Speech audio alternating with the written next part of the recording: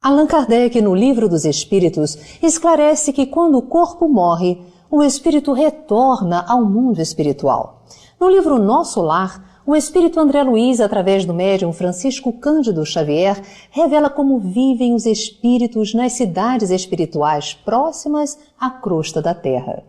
Alvorada Nova, Nosso Lar, Novos Horizontes são algumas das cidades espirituais descritas na literatura espírita.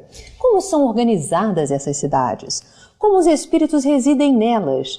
Eles reencontram seus amores? Como viver na Terra, garantindo o ingresso em uma cidade espiritual? Para conversar conosco sobre este tema, encontra-se em nossos estúdios Wagner Paixão. Ele é mineiro, expositor e médium espírita. Wagner, bem-vindo ao nosso programa. Muito obrigado. Wagner, como são as cidades espirituais? Elas são variadas, Yasmin. Nós vamos encontrar desde aquelas que têm uma característica bastante humana para atender àquele grau dos espíritos ainda muito apegados aos hábitos terrestres, até aquelas de expressões sublimes que nós vamos encontrar mais distanciadas da crosta terrestre. E com hábitos totalmente diferentes. Diferenciados. Muito interessante. Porque os espíritos vão se depurando nos seus hábitos, nas suas buscas. Quanto menos desmaterializado é o espírito, ou melhor, quanto mais desmaterializado é o espírito, mais livre dessas influências terrestres ele se encontra.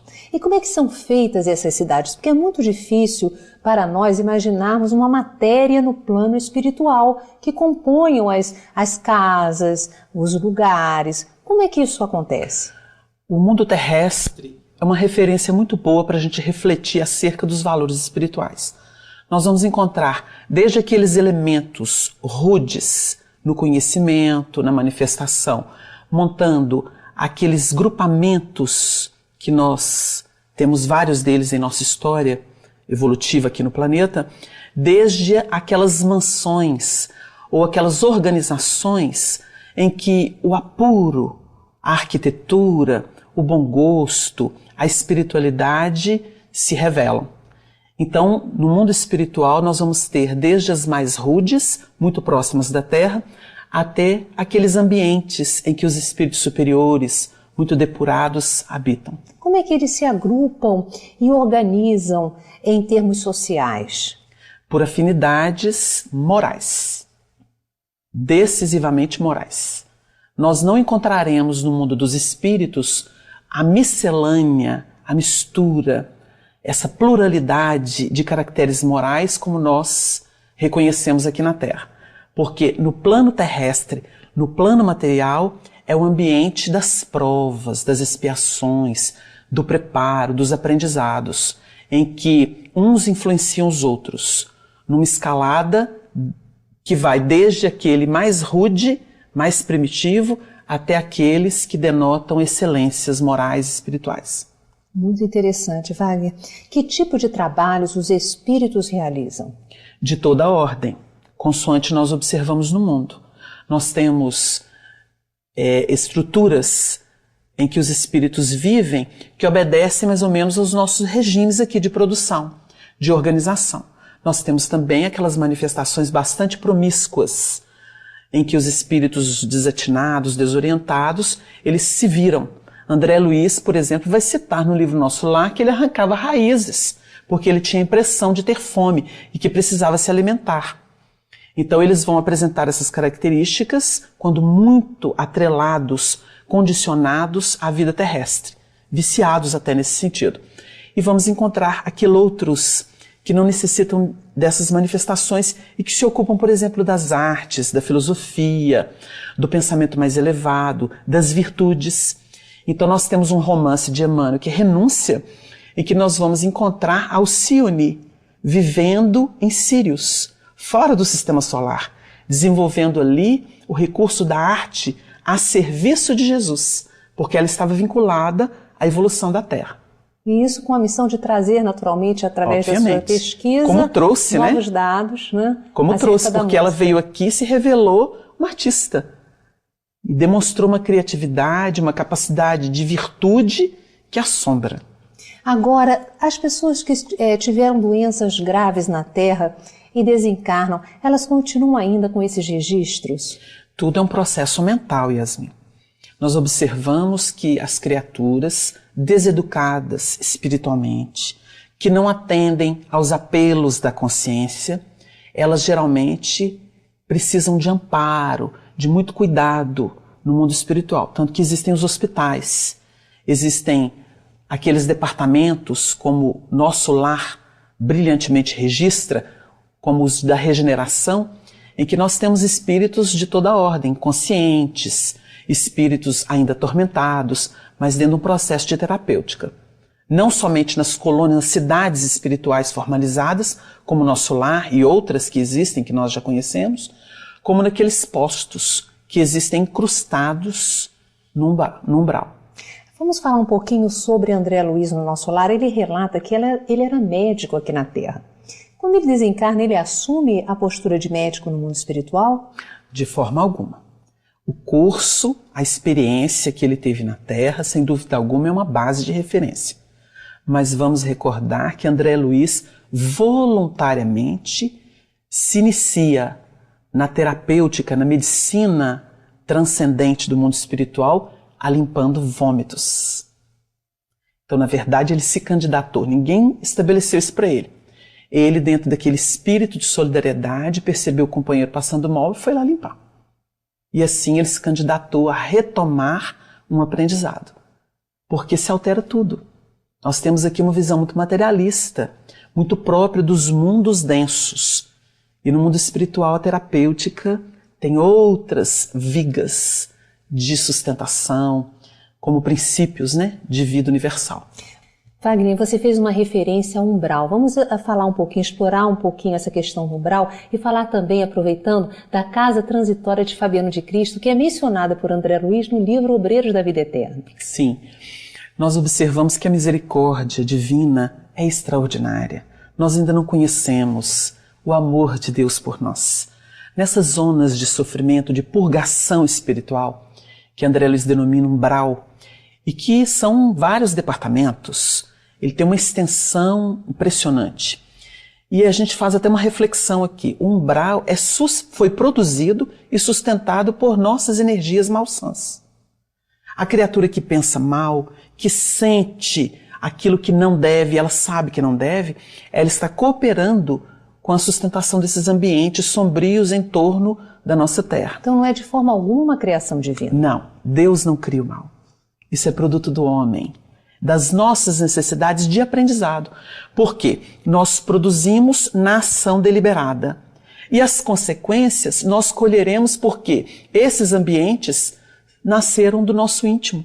Então nós nos encontraremos com essas realidades que nós plasmamos.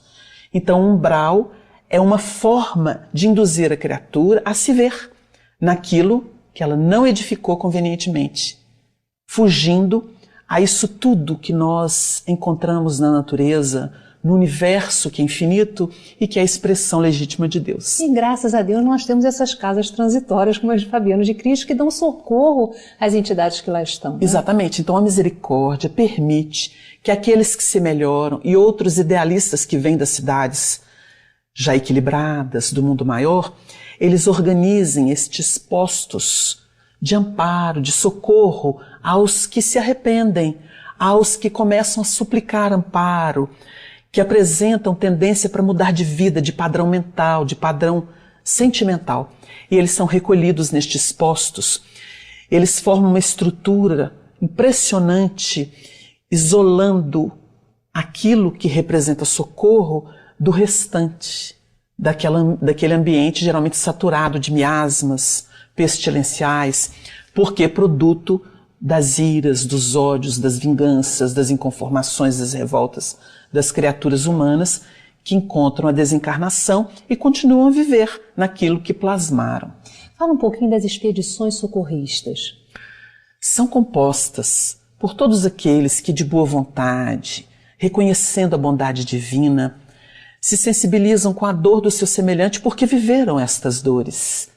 Nós temos não somente aqueles muito próximos da Terra, que são os que se melhoram, que estavam doentes, enfermos e que se melhoram, que se reerguem, mas também aqueles que os coordenam, que são os mais experimentados.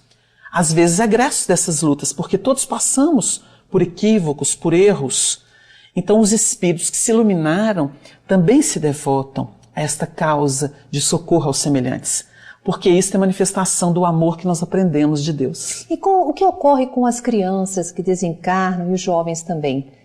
A criança, por sua natureza, ela tem muita facilidade de adaptação. Elas são levadas para ambientes próprios em que elas são colocadas à disposição de outras criaturas que trabalham na educação, que fazem o papel de mães por algum tempo, no sentido de acolher e orientar essas criancinhas que vão passar por transformações. Algumas de forma muito rápida, vai depender do grau de evolução do espírito, e outras de uma forma muito lenta, em função da sua limitação mental, das experiências que ainda não somou no tempo, quanto as outras, que avançam vertiginosamente e retomam uma estrutura mais madura. Mas nós temos várias colônias que acolhem essas crianças e que têm um trabalho específico sobre elas. No livro Entre a Terra e o Céu, de André Luiz, psicografado por Chico Xavier, nós vamos conhecer ali Blandina, que é a nossa Meimei, que vai se devotar ali às crianças e que vai ser entrevistada pelo André Luiz, que vai estar junto da sua vozinha, e lá ela vai realizar esse trabalho e vai dar notícias dele. Wagner, fale um pouquinho para nós sobre a cidade Novos Horizontes, que aparece descrita em um dos livros que você psicografou. Essa cidade ela foi revelada pelo espírito João Lúcio, que é o pseudônimo de um espírita muito valoroso das Minas Gerais, que atuou muito comprometido com a doutrina e com o evangelho, ligado à Federativa de Minas. E ele então trouxe notícias muito precisas sobre o movimento da espiritualidade, fortalecendo o movimento espírita aqui na crosta. E trouxe conotações interessantes acerca da capital de Minas Gerais, mostrando que ao fundarem a cidade, ela encontrou ressonância numa providência dos espíritos que haviam planificado um trabalho muito específico dentro da doutrina, gravitando em torno da interpretação do Evangelho de Jesus, com o intento de libertá-lo para a humanidade. Então esta colônia, ela recebeu o nome de Novos Horizontes e ela tem características muito especiais, conforme ele descreve. Nós tivemos inclusive uma surpresa muito grata, porque no lançamento do livro, o Arnaldo Rocha, que é o viúvo do espírito Meimei, que se comunicou muito pelo Chico, e que foi dirigente do Chico por muitos anos na cidade de Pedro Leopoldo, ele comunicou à direção da União Espírita Mineira que as informações eram legítimas, porque mais de 20 anos atrás o Chico tinha revelado a ele, e ele nunca tinha passado essa informação para ninguém. As conotações então dessa cidade espiritual, elas têm um aspecto de cultura em termos de profundidade, porque não é uma cultura de mundo, é uma cultura que aprofunda os temas que o Espiritismo vem desenvolvendo no mundo, comprometidos com Jesus, essa cultura, ou essas expressões. E esta obra vai permitir ao Espírito João Lúcio, inclusive, conhecer nosso lar, e ele vai descobrir a vinculação, porque nosso lar é aquela colônia que tem uma prevalência sobre o Brasil.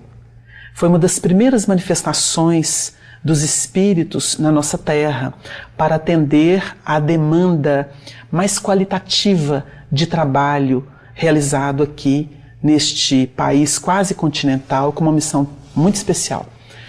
Então nós temos essa revelação que chega como incentivo aos corações que trabalham e que procuram dar um tom mais grave à doutrina dos espíritos naquele seu sentido de aplicação moral.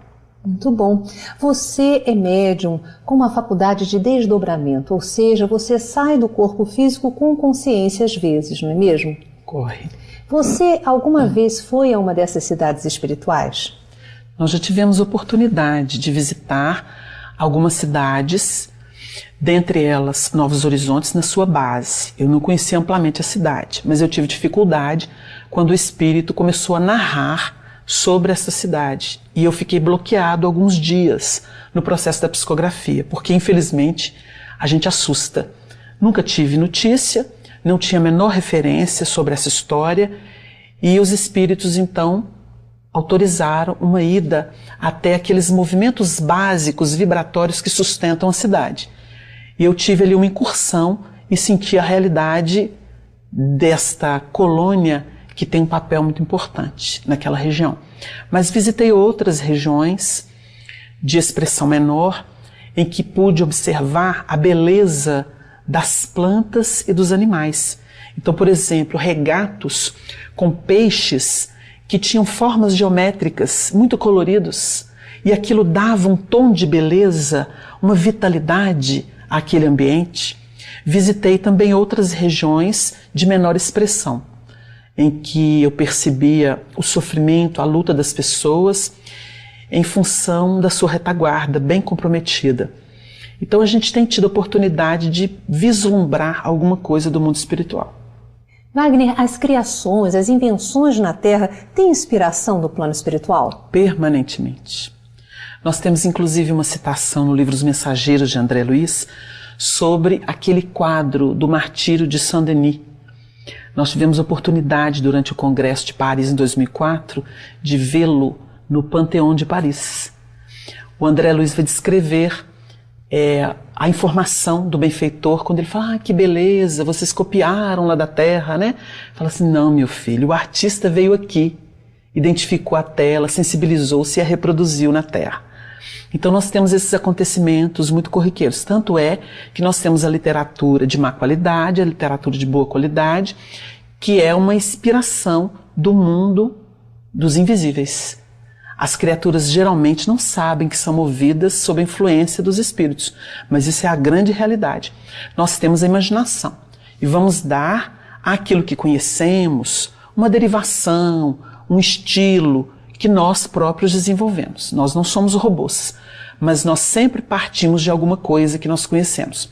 Então a gente vê, por exemplo, muita manifestação de arte que diz respeito à depressão, a um mundo inferior. É porque essa criatura que retratou ou viveu isso ou está em sintonia com esses ambientes. Essas obras geralmente elas deprimem, como existem aquelas que remetem a criatura aos arcanos da criação, em Deus nosso Pai. Agora, Wagner, se existem essas cidades espirituais, por que algumas entidades, algumas pessoas desencarnam e continuam vivenciando o dia a dia com os encarnados? Apego e profunda ignorância. Deus não violenta. Emmanuel nos ensina que Deus não usa violência, usa o tempo.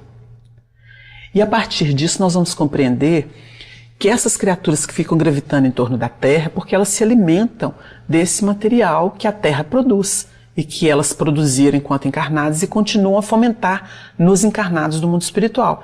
É assim que nós vemos as criaturas que são viciadas, por exemplo, no álcool e vão incentivar as pessoas a beberem para poder ilusoriamente sentirem o prazer da bebida em função do seu vício, outros na droga, outros no sexo, e aí vai no poder, né, no dinheiro, no acúmulo de bens. Então as pessoas ficam presas àquilo que é o objeto do seu interesse. Elas permanecem por algum tempo, a espiritualidade vai trabalhando, a sua renovação, muitas vezes em função de perigo do convívio dessas criaturas com aqueles que nem merecem esse tipo de assédio, elas sintonizam com faixas espirituais que existem nos umbrais e então se remetem a esses ambientes. Mas quando elas têm um objetivo aqui na Terra, elas mentalizam e sem que percebam elas se transferem, porque o pensamento é o veículo do nosso desejo. Então nós podemos estar em algum lugar com alguém através do pensamento. Agora, Wagner, muitas pessoas chegam para mim e perguntam assim, Yasmin, o que fazer para me preparar bem, para desencarnar e estar numa situação de maior tranquilidade? De poder ser acolhida, por exemplo, numa esfera melhor, numa cidade espiritual que possa me trazer bastante equilíbrio e paz. Só existe um passaporte, o cumprimento dos deveres morais. Aqueles que a consciência dita, não que a conveniência humana dita. É preciso que se diga isso. O Emmanuel explica que nós temos muitas convenções respeitáveis. Por exemplo, nós temos aí um braço da justiça, um braço legislativo, executivo. Isso é uma organização, uma conquista. Nós precisamos preservar. Nós temos padrões morais desenvolvidos, nós temos as escolas organizadas. Nós não podemos destruir isso, nós temos é que aprimorar isso. Este é o objetivo, porque tem muita gente que acha que isso amarra. Não amarra, isso é conquista.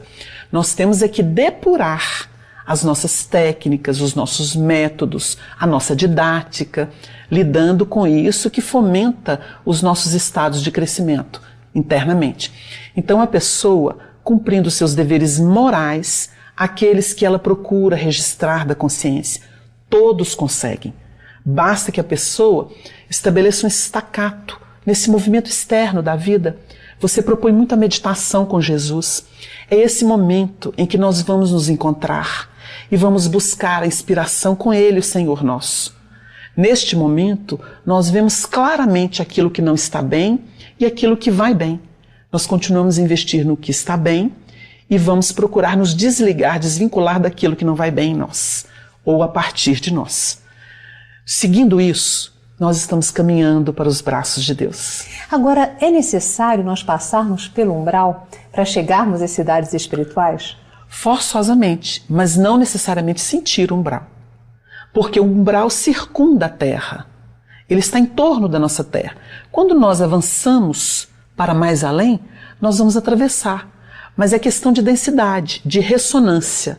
Aqueles que estão comprometidos, com consciência culpada, remoendo-se em processos delicados porque passou, voluntariamente, porque ninguém é obrigado a praticar o mal, a cometer erro. O erro é sempre alguma coisa que nós sabemos que é erro. A criatura, por exemplo, que não tem ilustração, o que ela faz está tudo certo. Mas aquele que tem conflito é porque ele já conhece o que é melhor. Se ele foge do melhor, ele fere a lei que está revelada na sua consciência, na sua intimidade. Então a criatura que tem inseguranças, ela naturalmente identificará esses ambientes ou esses apelos. Ela sente cobrança interna e ela sente o que? Uma identificação com aquelas zonas ainda estranhas, desordenadas, perturbantes. O indivíduo que anda em dia consigo próprio, na intimidade, em paz com sua consciência, ele nem registra. É alguém, por exemplo, que está tão de bem com a vida que o elemento pode chegar cheio de azedia, de inconformação e soltar alguma coisa estranha. Ele olha com compaixão, aquilo não lhe dói, porque ele não encontra ressonância, ele não tem afinidade com aquele tipo de comportamento e ele é capaz, inclusive, de envolver em ternura aquele elemento e vai ser um instrumento de Deus para auxiliar o companheiro, ainda que somente com a prece. Wagner, as entidades luminosas, elas vêm frequentemente à Terra nos auxiliar? Mais do que pensamos. A teologia religiosa dos homens estabeleceu uma separação entre Deus, seus emissários e os homens. Eles colocaram a Terra como se fosse algo imundo, as práticas humanas como imundície e o ser humano abjeto, um criminoso. Isto não é uma realidade. Tanto é que Paulo de Tarso, em uma de suas epístolas maravilhosas, ele define que Deus vê tudo o que não é como se já fosse. E nós temos aí a visão divina, do amor divino por nós. Jesus anda em nosso meio. A gente diz assim porque ele não precisa vir com pernas materializadas. Mas o pensamento de Jesus percorre as nossas realidades, buscando-nos para Deus. Os espíritos iluminados sempre nos buscam, até por uma lógica, uma questão de lógica.